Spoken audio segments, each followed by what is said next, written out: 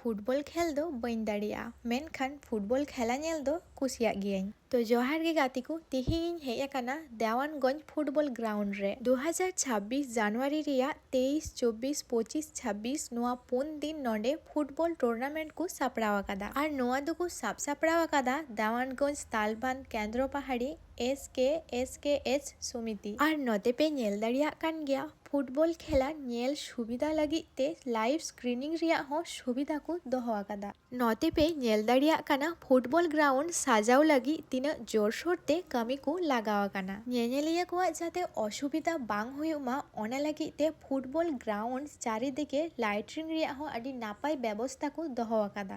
चलो काटी टीम बाबद ते होबन बाडाई लिगी नोआ टूर्नामेंट रे खाली कोड़ा मतो दो बांग कुड़ी कुआ हो गाती बुन नेल ᱧᱟᱢᱟ। कोड़ा कुआ गाती दो জানুয়ারি रिया 24, 25, 26 तारीख दोहो हुई आकाना। कोड़ा पाहाटा 16टी टीम को ताहेन काना और प्रत्येक टीम रे 5 जन काते विदेशी खेलवाड़ होको ताहेन काना। कोड़ा कुआ फर्स्ट प्राइज ताहेन काना 4.5 lakh, second prize 3.5 lakh, third and fourth prize 1 lakh काते।